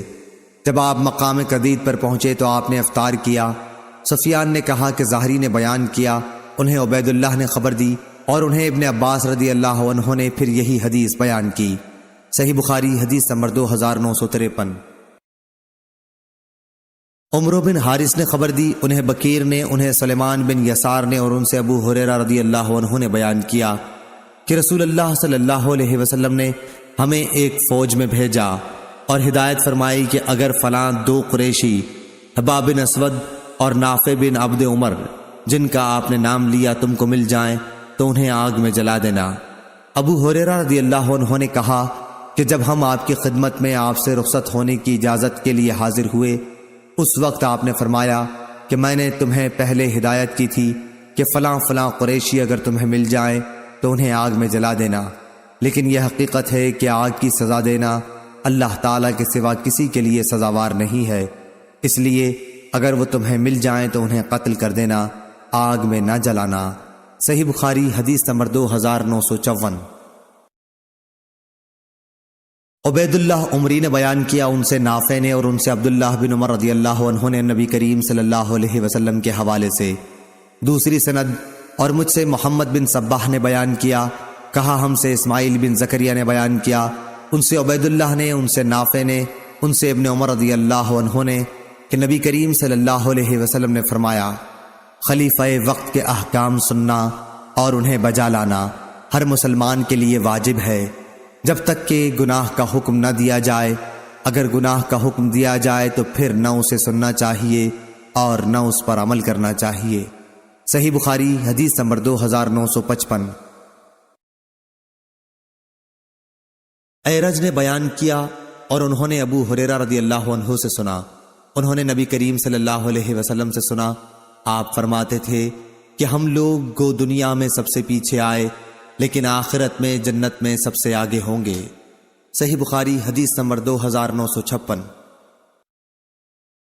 اور اسی سند کے ساتھ روایت ہے کہ جس نے میری اطاعت کی اس نے اللہ کی اطاعت کی، اور جس نے میری نافرمانی کی اس نے اللہ کی نافرمانی کی، اور جس نے امیر کی اطاعت کی اس نے میری اطاعت کی، اور جس نے امیر کی نافرمانی کی اس نے میری نافرمانی کی۔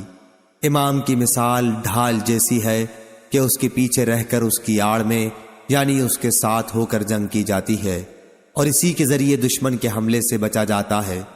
پس اگر امام تمہیں اللہ سے ڈرتے رہنے کا حکم دے اور انصاف کرے اس کا ثواب اسے ملے گا، لیکن اگر بے انصافی کرے گا تو اس کا وبال اس پر ہوگا۔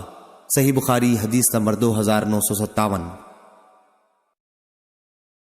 جویریہ نے بیان کیا، ان سے نافع نے اور ان سے عبداللہ بن عمر رضی اللہ عنہ نے کہ صلح حدیبیہ کے بعد جب ہم دوسرے سال پھر آئے تو ہم میں سے جنہوں نے صلح حدیبیہ کے موقع پر حضرت صلی اللہ علیہ وسلم سے بیعت کی تھی، دو شخص بھی اس درخت کی نشاندہی پر متفق نہیں ہو سکے جس کے نیچے ہم نے رسول اللہ صلی اللہ علیہ وسلم سے بیعت کی تھی، اور یہ صرف اللہ کی رحمت تھی۔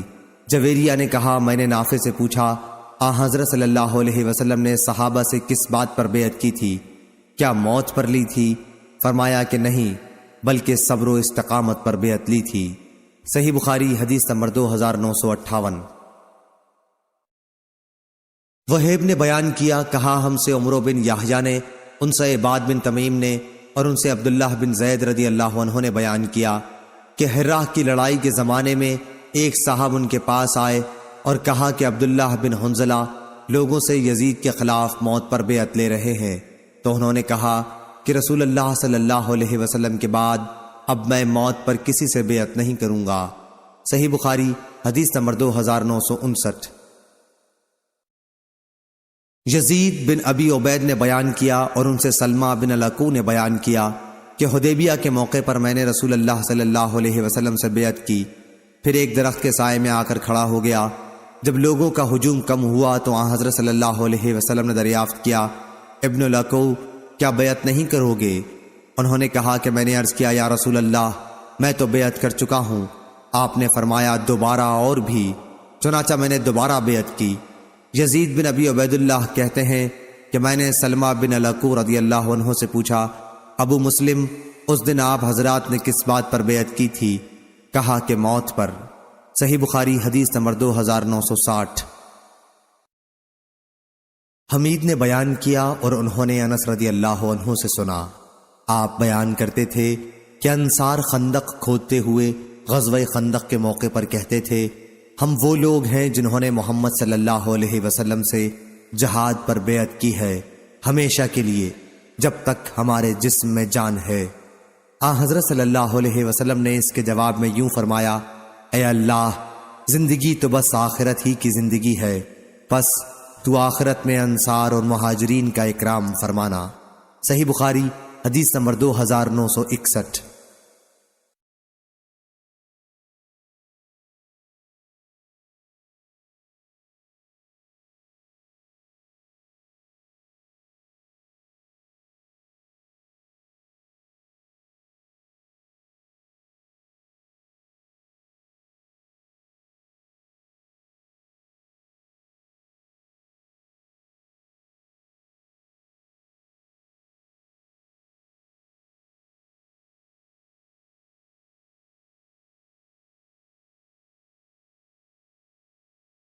عبداللہ بن مسعود رضی اللہ عنہ نے بیان کیا کہ میرے پاس ایک شخص آیا اور ایسی بات پوچھی کہ میری کچھ سمجھ میں نہ آیا کہ اس کا جواب کیا دوں۔ اس نے پوچھا، مجھے یہ مسئلہ بتائیے کہ ایک شخص بہت ہی خوش اور ہتھیار بند ہو کر ہمارے امیروں کے ساتھ جہاد کے لیے جاتا ہے، پھر وہ امیر ہمیں ایسی چیزوں کا مکلف قرار دیتے ہیں کہ ہم ان کی طاقت نہیں رکھتے۔ میں نے کہا، اللہ کی قسم میری کچھ سمجھ میں نہیں آتا کہ تمہاری بات کا جواب کیا دوں۔ البتہ جب ہم رسول اللہ صلی اللہ علیہ وسلم کے ساتھ آپ کی حیات مبارکہ میں تھے تو آپ کو کسی بھی معاملے میں صرف ایک مرتبہ حکم کی ضرورت پیش آتی تھی اور ہم فوراً ہی اسے بجا لاتے تھے۔ یہ یاد رکھنے کی بات ہے کہ تم لوگوں میں اس وقت تک خیر رہے گی جب تک تم اللہ سے ڈرتے رہو گے، اور اگر تمہارے دل میں کسی معاملے میں شبہ پیدا ہو جائے کہ کیا جائے یا نہیں تو کسی عالم سے اس کے متعلق پوچھ لو تاکہ تشفی ہو جائے۔ وہ دور بھی آنے والا ہے کہ کوئی ایسا آدمی بھی جو صحیح مسئلے بتا دے تمہیں نہیں ملے گا۔ اس ذات کی قسم جس کے سوا کوئی معبود نہیں، جتنی دنیا باقی رہ گئی ہے وہ وادی کے اس پانی کی طرح ہے جس کا صاف اور اچھا حصہ تو پیا جا چکا ہے اور گدلا حصہ باقی رہ گیا ہے۔ صحیح بخاری حدیث نمبر 2964۔ موسیٰ بن عقبہ نے بیان کیا، ان سے عمر بن عبید اللہ کے غلام سالم ابی نظر نے، سالم ان کے منشی تھے، بیان کیا کہ عبداللہ بن ابی اوفا رضی اللہ عنہ نے انہیں ایک خط لکھا اور میں نے اسے پڑھا کہ رسول اللہ صلی اللہ علیہ وسلم نے ایک جہاد کے موقع پر جس میں لڑائی بھی ہوئی تھی سورج کے ڈھلنے تک جنگ شروع نہیں کی۔ صحیح بخاری حدیث نمبر 2965۔ اس کے بعد آپ نے صحابہ رضی اللہ عنہ کو خطاب کرتے ہوئے فرمایا، لوگو، دشمن کے ساتھ جنگ کی خواہش اور تمنا دل میں نہ رکھا کرو، بلکہ اللہ تعالیٰ سے امن و عافیت کی دعا کیا کرو۔ البتہ جب دشمن سے مٹ بھیڑ ہو ہی جائے تو پھر صبر و استقامت کا ثبوت دو، یاد رکھو کہ جنت تلواروں کے سائے تلے ہے۔ اس کے بعد آپ نے یوں دعا کی، اے اللہ، کتاب کے نازل کرنے والے، بادل بھیجنے والے، احزاب دشمنوں کے دوستوں کو شکست دینے والے، انہیں شکست دے اور ان کے مقابلے میں ہماری مدد کر۔ صحیح بخاری حدیث نمبر 2966۔ جابر بن عبداللہ رضی اللہ عنہ نے بیان کیا کہ میں رسول اللہ صلی اللہ علیہ وسلم کے ساتھ ایک غزوہ جنگ تبوک میں شریک تھا۔ انہوں نے بیان کیا کہ رسول اللہ صلی اللہ علیہ وسلم پیچھے سے آ کر میرے پاس تشریف لائے۔ میں اپنے پانی لادنے والے ایک اونٹ پر سوار تھا، چونکہ وہ تھک چکا تھا اس لیے دھیرے دھیرے چل رہا تھا۔ حضرت صلی اللہ علیہ وسلم نے مجھ سے دریافت فرمایا کہ جابر، تمہارے اونٹ کو کیا ہو گیا ہے؟ میں نے عرض کیا کہ تھک گیا ہے۔ جابر رضی اللہ عنہ نے بیان کیا، پھر آپ صلی اللہ علیہ وسلم پیچھے گئے اور اسے ڈانٹا اور اس کے لیے دعا کی، پھر تو وہ برابر دوسرے اونٹوں کے آگے آگے چلتا رہا۔ پھر آپ صلی اللہ علیہ وسلم نے دریافت فرمایا، اپنے اونٹ کے متعلق کیا خیال ہے؟ میں نے کہا کہ اب اچھا ہے، آپ کی برکت سے ایسا ہو گیا ہے۔ آپ صلی اللہ علیہ وسلم نے فرمایا، پھر کیا اسے بیچو گے؟ انہوں نے بیان کیا کہ میں شرمندہ ہو گیا کیونکہ ہمارے پاس پانی لانے کو اس کے سوا اور کوئی اونٹ نہیں رہا تھا، مگر میں نے عرض کیا، جی ہاں۔ آپ صلی اللہ علیہ وسلم نے فرمایا، پھر بیچ دے۔ چنانچہ میں نے وہ اونٹ آپ صلی اللہ علیہ وسلم کو بیچ دیا اور یہ طے پایا کہ مدینے تک میں اسی پر سوار ہو کر جاؤں گا۔ بیان کیا کہ میں نے عرض کیا، یا رسول اللہ، میری شادی ابھی نئی ہوئی ہے۔ میں نے آپ صلی اللہ علیہ وسلم سے آگے بڑھ کر اپنے گھر جانے کی اجازت چاہی تو آپ صلی اللہ علیہ وسلم نے اجازت عنایت فرما دی۔ اس لیے میں سب سے پہلے مدینہ پہنچ آیا۔ جب ماموں سے ملاقات ہوئی تو انہوں نے مجھ سے اونٹ کے متعلق پوچھا۔ جو معاملہ میں کر چکا تھا اس کی انہیں اطلاع دی تو انہوں نے مجھے برا بھلا کہا، ایک اونٹ تھا تیرے پاس، وہ بھی بیچ ڈالا، اور اب پانی کس پر لائے گا؟ جب میں نے حضور اکرم صلی اللہ علیہ وسلم سے اجازت چاہی تو آپ نے مجھ سے دریافت فرمایا تھا کہ کنواری سے شادی کی ہے یا بیوہ سے؟ میں نے عرض کیا تھا بیوہ سے۔ اس پر آپ نے فرمایا تھا کہ باقرہ سے کیوں نہ کی؟ وہ بھی تمہارے ساتھ کھیلتی اور تم بھی اس کے ساتھ کھیلتے، کیونکہ حضرت جابر رضی اللہ عنہ بھی ابھی کنوارے تھے۔ میں نے کہا، یا رسول اللہ، میرے باپ کی وفات ہو گئی ہے، یا یہ کہا کہ وہ احد میں شہید ہو چکے ہیں اور میری چھوٹی چھوٹی بہنیں ہیں، اس لیے مجھے اچھا نہیں معلوم ہوا کہ انہی جیسی کسی لڑکی کو بیاہ کے لاؤں جو نہ انہیں ادب سکھا سکے نہ ان کی نگرانی کر سکے، اس لیے میں نے بیوہ سے شادی کی تاکہ وہ ان کی نگرانی کرے اور انہیں ادب سکھائے۔ انہوں نے بیان کیا، کہا پھر جب نبی کریم صلی اللہ علیہ وسلم مدینہ پہنچے تو صبح کے وقت میں اسی اونٹ پر آپ کی خدمت میں حاضر ہوا۔ حضرت صلی اللہ علیہ وسلم نے مجھے اونٹ کی قیمت عطا فرمائی اور پھر وہ اونٹ بھی واپس کر دیا۔ مغیرہ راوی نے کہا کہ ہمارے نزدیک بائع میں یہ شرط لگانا اچھا ہے، کچھ برا نہیں۔ صحیح بخاری حدیث نمبر 2967۔ قتادہ نے بیان کیا اور ان سے انس بن مالک رضی اللہ عنہ نے بیان کیا کہ مدینہ میں ایک دفعہ کچھ دہشت پھیل گئی تو رسول اللہ صلی اللہ علیہ وسلم ابو طلحہ کے گھوڑے پر سوار ہو کر حالات معلوم کرنے کے لیے سب سے آگے تھے۔ پھر آپ صلی اللہ علیہ وسلم نے فرمایا کہ ہم نے تو کوئی بات نہیں دیکھی، البتہ اس گھوڑے کو ہم نے دوڑنے میں دریا کی روانی جیسا تیز پایا ہے۔ صحیح بخاری حدیث نمبر 2968۔ جریر بن حازم نے بیان کیا، ان سے محمد نے اور ان سے انس بن مالک رضی اللہ عنہ نے بیان کیا کہ مدینہ میں لوگوں میں دہشت پھیل گئی تھی تو رسول اللہ صلی اللہ علیہ وسلم ابو طلحہ رضی اللہ عنہ کے ایک گھوڑے پر جو بہت سست تھا سوار ہوئے اور تنہا ایڑ لگاتے ہوئے آگے بڑھے۔ صحابہ رضی اللہ عنہم بھی آپ کے پیچھے سوار ہو کر نکلے۔ اس کے بعد واپسی پر حضرت صلی اللہ علیہ وسلم نے فرمایا، خوفزدہ ہونے کی کوئی بات نہیں ہے، البتہ یہ گھوڑا دریا ہے۔ اس دن کے بعد پھر وہ گھوڑا دوڑ وغیرہ کے موقع پر کبھی پیچھے نہیں رہا۔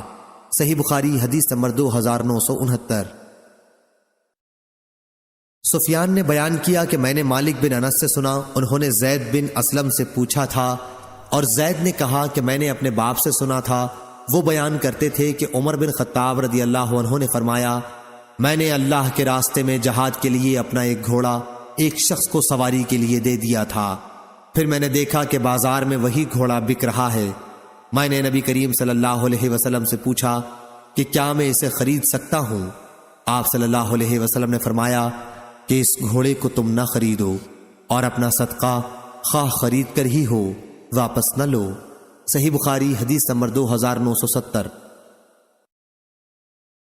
امام مالک نے بیان کیا، ان سے نافع نے، ان سے عبداللہ بن عمر رضی اللہ عنہ نے کہ عمر بن خطاب رضی اللہ عنہ نے اللہ کے راستے میں اپنا ایک گھوڑا سواری کے لیے دے دیا تھا، انہوں نے دیکھا کہ وہی گھوڑا بک رہا ہے، اپنے گھوڑے کو انہوں نے خریدنا چاہا اور رسول کریم صلی اللہ علیہ وسلم سے اس کے متعلق پوچھا تو حضرت صلی اللہ علیہ وسلم نے فرمایا کہ تم اسے نہ خریدو اور اس طرح اپنے صدقے کو واپس نہ لو۔ صحیح بخاری حدیث نمبر 2971۔ ابو صالح نے بیان کیا، کہا کہ میں نے ابو ہریرہ رضی اللہ عنہ سے سنا، آپ بیان کرتے تھے کہ نبی کریم صلی اللہ علیہ وسلم نے فرمایا، اگر میری امت پر یہ امر مشکل نہ گزرتا تو میں کسی سریہ یعنی مجاہد کا ایک چھوٹا سا دستہ جس کی تعداد زیادہ سے زیادہ 40 ہو کی شرط بھی نہ چھوڑتا، لیکن میرے پاس سواری کے اتنے اونٹ نہیں ہیں کہ میں ان کو سوار کر کے چلوں، اور یہ مجھ پر بہت مشکل ہے کہ میرے ساتھی مجھ سے پیچھے رہ جائیں۔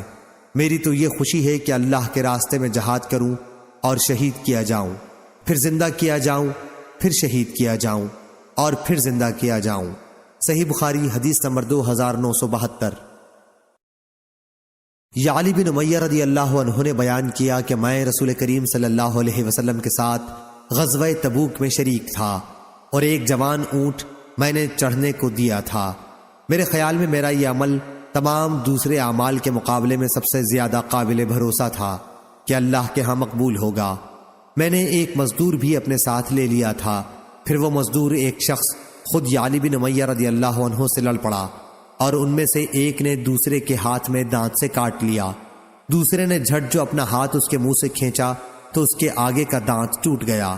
وہ شخص نبی کریم صلی اللہ علیہ وسلم کی خدمت میں فریادی ہوا، لیکن حضرت صلی اللہ علیہ وسلم نے ہاتھ کھینچنے والے پر کوئی تاوان نہیں فرمایا کہ کیا تمہارے منہ میں وہ اپنا ہاتھ یوں ہی رہنے دیتا تاکہ تم اسے چبا جاؤ جیسے اونٹ چباتا ہے۔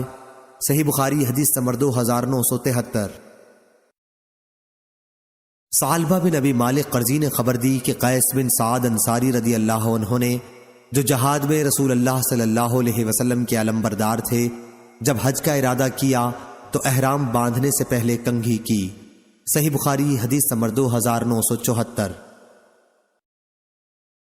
سلمہ بن اکوع رضی اللہ عنہ نے بیان کیا کہ غزوہ خیبر کے موقع پر حضرت علی رضی اللہ عنہ رسول اللہ صلی اللہ علیہ وسلم کے ساتھ نہیں آئے تھے، ان کی آنکھوں میں تکلیف تھی۔ پھر انہوں نے کہا کہ کیا میں رسول اللہ صلی اللہ علیہ وسلم کے ساتھ جہاد میں شریک نہ ہوں گا؟ چنانچہ وہ نکلے اور آن حضرت سے جا ملے۔ اس رات کی شام کو جس کی صبح کو خیبر فتح ہوا ہے، آن حضرت صلی اللہ علیہ وسلم نے فرمایا کہ میں اسلامی پرچم اس شخص کو دوں گا، یا آپ نے یہ فرمایا کہ کل اسلامی پرچم اس شخص کے ہاتھ میں ہوگا جسے اللہ اور اس کے رسول اپنا محبوب رکھتے ہیں، یا آپ نے یہ فرمایا کہ جو اللہ اور اس کے رسول سے محبت رکھتا ہے اور اللہ اس شخص کے ہاتھ پر فتح فرمائے گا۔ پھر حضرت علی رضی اللہ عنہ بھی آ گئے، حالانکہ ان کی آنے کی ہمیں کوئی امید نہ تھی کیونکہ وہ آشوب چشم میں مبتلا تھے۔ لوگوں نے کہا کہ یہ علی رضی اللہ عنہ بھی آ گئے، اور آپ صلی اللہ علیہ وسلم نے جھنڈا انہی کو دیا اور اللہ نے انہی کے ہاتھ پر فتح فرمائی۔ صحیح بخاری حدیث نمبر 2975۔ اسامہ نے بیان کیا، ان سے ہشام بن عروہ نے، ان سے ان کے باپ نے، اور ان سے نافع بن جبیر نے بیان کیا کہ میں نے سنا کہ حضرت عباس رضی اللہ عنہ حضرت زبیر رضی اللہ عنہ سے کہہ رہے تھے کہ کیا یہاں پر نبی کریم صلی اللہ علیہ وسلم نے آپ کو پرچم نصب کرنے کا حکم فرمایا تھا؟ صحیح بخاری حدیث نمبر 2976۔ لیث نے بیان کیا، ان سے عقیل نے، ان سے ابن شہاب نے، ان سے سعید بن مسیب نے، اور ان سے ابو ہریرہ رضی اللہ عنہ نے بیان کیا کہ رسول اللہ صلی اللہ علیہ وسلم نے فرمایا، مجھے جامع کلام جس کی عبارت مختصر اور فصیح و بلیغ ہو اور معنی بہت وسیع ہو دے کر بھیجا گیا ہے، اور رعب کے ذریعے میری مدد کی گئی ہے۔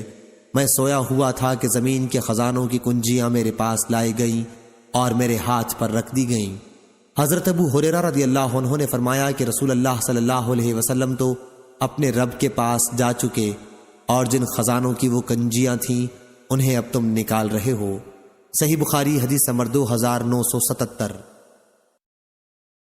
ظاہری نے بیان کیا کہ مجھے عبید اللہ بن عبداللہ نے، انہیں ابن عباس رضی اللہ عنہ نے خبر دی، اور انہیں ابو سفیان رضی اللہ عنہ نے خبر دی کہ حضرت صلی اللہ علیہ وسلم کا نام مبارک جب شاہ روم ہرقل کو ملا تو اس نے اپنا آدمی انہیں تلاش کرنے کے لیے بھیجا۔ یہ لوگ اس وقت ایلیا میں ٹھہرے ہوئے تھے۔ آخر طویل گفتگو کے بعد اس نے نبی کریم صلی اللہ علیہ وسلم کا نام مبارک منگوایا۔ جب وہ پڑھا جا چکا تو اس کے دربار میں ہنگامہ برپا ہو گیا، چاروں طرف سے آواز بلند ہونے لگی اور ہمیں باہر نکال دیا گیا۔ جب ہم باہر کر دیے گئے تو میں نے اپنے ساتھیوں سے کہا کہ ابن ابی کبشہ مراد رسول اللہ صلی اللہ علیہ وسلم سے ہے، کا معاملہ تو اب بہت آگے بڑھ چکا ہے، یہ ملک بنی اصفر قیصر روم بھی ان سے ڈرنے لگا ہے۔ صحیح بخاری حدیث نمبر 2978۔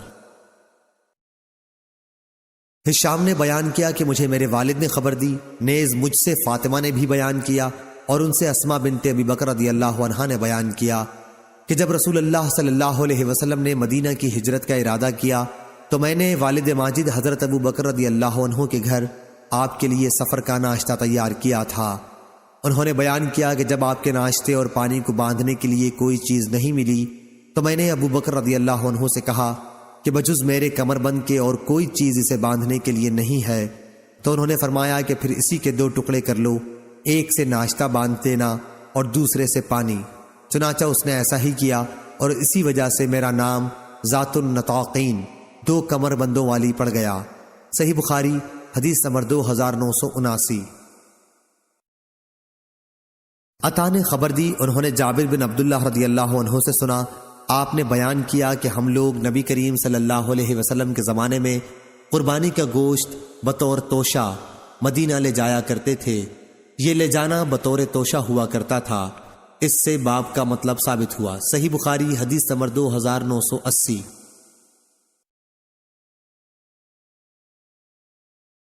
سوید بن نعمان نے خبر دی کہ خیبر کی جنگ کے موقع پر وہ نبی کریم صلی اللہ علیہ وسلم کے ساتھ گئے تھے۔ جب لشکر مقام صحبہ پر پہنچا جو خیبر کا نشیبی علاقہ ہے تو لوگوں نے عصر کی نماز پڑھی اور نبی کریم صلی اللہ علیہ وسلم نے کھانا منگوایا۔ حضرت صلی اللہ علیہ وسلم کے پاس ستو کے سوا اور کوئی چیز نہیں لائی گئی اور ہم نے وہی ستو کھایا اور پیا۔ اس کے بعد نبی کریم صلی اللہ علیہ وسلم کھڑے ہوئے اور آپ نے کلی کی، ہم نے بھی کلی کی اور نماز پڑھی۔ صحیح بخاری حدیث نمبر 2981۔ سلمہ رضی اللہ عنہ نے بیان کیا کہ جب لوگوں کے پاس زاد راہ ختم ہونے لگا تو نبی کریم صلی اللہ علیہ وسلم کی خدمت میں لوگ اپنے اونٹ ذبح کرنے کی اجازت لینے حاضر ہوئے۔ آپ صلی اللہ علیہ وسلم نے اجازت دے دی۔ اتنے میں حضرت عمر رضی اللہ عنہ سے ان کی ملاقات ہوئی۔ اس اجازت کی اطلاع انہیں بھی ان لوگوں نے دی۔ عمر رضی اللہ عنہ نے سن کر کہا، ان اونٹوں کے بعد پھر تمہارے پاس باقی کیا رہ جائے گا، کیونکہ انہی پر سوار ہو کر اتنی دور دراز کی مسافت بھی تو طے کرنی تھی۔ اس کے بعد عمر رضی اللہ عنہ نبی کریم صلی اللہ علیہ وسلم کی خدمت میں حاضر ہوئے اور عرض کیا، یا رسول اللہ، لوگ اگر اپنے اونٹ بھی ذبح کر دیں گے تو پھر اس کے بعد ان کے پاس باقی کیا رہ جائے گا؟ آپ صلی اللہ علیہ وسلم نے فرمایا، پھر لوگوں میں اعلان کر دو کہ اونٹوں کو ذبح کرنے کے بجائے اپنا بچا کھچا توشہ لے کر یہاں آ جائیں۔ سب لوگوں نے جو کچھ بھی ان کے پاس کھانے کی چیز باقی بچ گئی تھی حضرت صلی اللہ علیہ وسلم کے سامنے لا کر رکھ دی۔ آپ صلی اللہ علیہ وسلم نے دعا فرمائی اور اس میں برکت ہوئی۔ پھر سب کو ان کے برتنوں کے ساتھ آپ نے بلایا، سب نے بھر بھر کر اس میں سے لیا، اور جب سب لوگ فارغ ہو گئے تو رسول اللہ صلی اللہ علیہ وسلم نے فرمایا کہ میں گواہی دیتا ہوں کہ اللہ تعالیٰ کے سوا اور کوئی معبود نہیں، اور میں اللہ کا رسول ہوں۔ صحیح بخاری حدیث نمبر 2982۔ عبدہ نے خبر دی، انہیں ہشام نے، انہیں وہب بن کیسان نے، اور ان سے جابر رضی اللہ عنہ نے بیان کیا کہ ہم ایک غزوہ پر نکلے، ہماری تعداد 300 تھی، ہم اپنا راشن اپنے کندھوں پر اٹھائے ہوئے تھے۔ آخر ہمارا توشہ جب تقریباً ختم ہو گیا تو ایک شخص کو روزانہ صرف ایک کھجور کھانے کو ملنے لگی۔ ایک شاگرد نے پوچھا، اے ابو عبداللہ، جابر رضی اللہ عنہ ایک کھجور سے بھلا ایک آدمی کا کیا بنتا ہوگا؟ انہوں نے فرمایا کہ اس کی قدر ہمیں اس وقت معلوم ہوئی جب ایک کھجور بھی باقی نہیں رہ گئی تھی۔ اس کے بعد ہم دریا پر آئے تو ایک ایسی مچھلی جسے دریا نے باہر پھینک دیا تھا، اور ہم 18 دن تک خوب جی بھر کر اسی کو کھاتے رہے۔ صحیح بخاری حدیث نمبر 2983۔ ابن ابی ملیکہ نے بیان کیا اور ان سے عائشہ رضی اللہ عنہا نے کہ انہوں نے عرض کیا، یا رسول اللہ صلی اللہ علیہ وسلم، آپ کے اصحاب حج اور عمرہ دونوں کر کے واپس جا رہے ہیں اور میں صرف حج کر پائی ہوں۔ اس پر حضرت صلی اللہ علیہ وسلم نے فرمایا کہ پھر جاؤ عمرہ کراؤ۔ عبد الرحمن رضی اللہ عنہ، عائشہ رضی اللہ عنہا کے بھائی، تمہیں اپنی سواری کے پیچھے بٹھا لیں گے۔ چنانچہ آپ نے عبد الرحمن رضی اللہ عنہ کو حکم دیا کہ تنعیم سے احرام باندھ کر عائشہ رضی اللہ عنہا کو عمرہ کرا لائیں۔ رسول اللہ صلی اللہ علیہ وسلم نے اس عرصے میں مکے کے بالائی علاقے پر ان کا انتظار کیا یہاں تک کہ وہ آ گئیں۔ صحیح بخاری حدیث نمبر 2984۔ عمرو بن دینار نے بیان کیا، ان سے عمرو بن عوس نے، اور ان سے عبد الرحمن بن ابی بکر صدیق رضی اللہ عنہ نے بیان کیا کہ مجھے نبی کریم صلی اللہ علیہ وسلم نے حکم دیا تھا کہ اپنی سواری پر اپنے پیچھے حضرت عائشہ رضی اللہ عنہا کو بٹھا کر لے جاؤں اور تنعیم سے احرام باندھ کر عمرہ کرا لاؤں۔ صحیح بخاری حدیث نمبر 2985۔ ایوب نے بیان کیا، ان سے ابو قلابہ نے، اور ان سے انس رضی اللہ عنہ نے بیان کیا کہ میں ابو طلحہ رضی اللہ عنہ کی سواری پر ان کے پیچھے بیٹھا ہوا تھا۔ تمام صحابہ حج اور عمرہ دونوں ہی کے لیے ایک ساتھ لبیک کہہ رہے تھے۔ صحیح بخاری حدیث نمبر 2986۔ ابو صفوان نے بیان کیا، ان سے یونس بن یزید نے، ان سے ابن شہاب نے، ان سے عروہ نے، ان سے اسامہ بن زید رضی اللہ عنہ نے کہ رسول کریم صلی اللہ علیہ وسلم ایک گدھے پر اس کی پالان رکھ کر سوار ہوئے جس پر ایک چادر بچھی ہوئی تھی، اور اسامہ رضی اللہ عنہ کو آپ نے اپنے پیچھے بٹھا رکھا تھا۔ صحیح بخاری حدیث نمبر 2987۔ نافع نے خبر دی اور انہیں عبداللہ بن عمر رضی اللہ عنہ نے کہ فتح مکہ کے موقع پر رسول کریم صلی اللہ علیہ وسلم مکے کے بالائی علاقے سے اپنی سواری پر تشریف لائے اسامہ رضی اللہ عنہ کو آپ نے اپنی سواری پر پیچھے بٹھا دیا تھا اور آپ کے ساتھ بلال رضی اللہ عنہ بھی تھے اور عثمان بن طلحہ رضی اللہ عنہ بھی جو کعبے کے کلید بردار تھے حضرت صلی اللہ علیہ وسلم نے مسجد الحرام میں اپنی سواری بٹھا دی اور عثمان رضی اللہ عنہ سے کہا کہ بیت اللہ الحرام کی کنجی لائیں انہوں نے کعبے کا دروازہ کھول دیا اور رسول کریم صلی اللہ علیہ وسلم اندر داخل ہو گئے۔ آپ صلی اللہ علیہ وسلم کے ساتھ اسامہ، بلال اور عثمان رضی اللہ عنہم بھی تھے۔ آپ کافی دیر تک اندر ٹھہرے رہے اور جب باہر تشریف لائے تو صحابہ نے اندر جانے کے لیے ایک دوسرے سے آگے ہونے کی کوشش کی۔ سب سے پہلے اندر داخل ہونے والے عبداللہ بن عمر رضی اللہ عنہ تھے۔ انہوں نے بلال کو دروازے کے پیچھے کھڑا پایا اور ان سے پوچھا کہ حضرت صلی اللہ علیہ وسلم نے کہاں نماز پڑھی ہے۔ انہوں نے اس جگہ کی طرف اشارہ کیا جہاں حضرت صلی اللہ علیہ وسلم نے نماز پڑھی تھی۔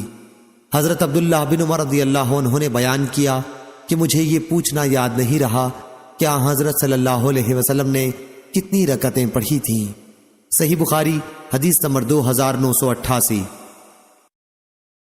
معمر نے خبر دی، انہیں حمام نے اور ان سے ابو ہریرہ رضی اللہ عنہ نے بیان کیا کہ رسول اللہ صلی اللہ علیہ وسلم نے فرمایا، انسان کے ہر ایک جوڑ پر صدقہ لازم ہوتا ہے ہر دن جس میں سورج طلوع ہوتا ہے، پھر اگر وہ انسانوں کے درمیان انصاف کر دے تو یہ بھی ایک صدقہ ہے، اور کسی کو سواری کے معاملے میں اگر مدد پہنچائے اس طرح پر کہ اسے اس پر سوار کرائے یا اس کا سامان اٹھا کر رکھ دے تو یہ بھی ایک صدقہ ہے، اور اچھی بات منہ سے نکالنا بھی ایک صدقہ ہے، اور ہر قدم جو نماز کے لیے اٹھتا ہے وہ بھی صدقہ ہے، اور اگر کوئی راستے سے کسی تکلیف دینے والی چیز کو ہٹا دے تو یہ بھی ایک صدقہ ہے۔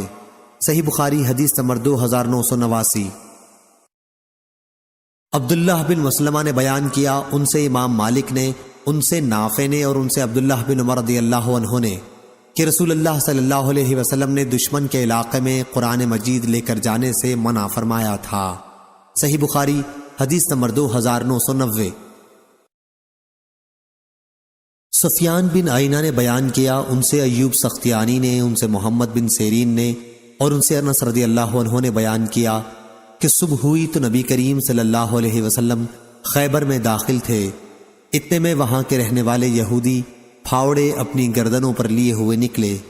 جب حضرت صلی اللہ علیہ وسلم کو مائے آپ کے لشکر کے دیکھا تو چلا اٹھے کہ یہ محمد لشکر کے ساتھ آ گئے، محمد لشکر کے ساتھ، محمد لشکر کے ساتھ صلی اللہ علیہ وسلم۔ چنانچہ وہ سب بھاگ کر قلعہ میں پناہ گزیں ہو گئے۔ اس وقت نبی کریم صلی اللہ علیہ وسلم نے اپنے ہاتھ اٹھائے اور نعرہ تکبیر بلند فرمایا۔ ساتھ ہی ارشاد ہوا کہ خیبر تو تباہ ہو چکا، کہ جب کسی قوم کے آنگن میں ہم اتر آتے ہیں تو ڈرائے ہوئے لوگوں کی صبح بری ہو جاتی ہے۔ اور انس رضی اللہ عنہ نے بیان کیا کہ ہم کو گدھے مل گئے اور ہم نے انہیں ذبح کر کے پکانا شروع کر دیا کہ نبی کریم صلی اللہ علیہ وسلم کے منادی نے پکارا کہ اللہ اور اس کے رسول صلی اللہ علیہ وسلم تمہیں گدھے کے گوشت سے منع کرتے ہیں۔ چنانچہ ہانڈیوں میں جو کچھ تھا سب الٹ دیا گیا۔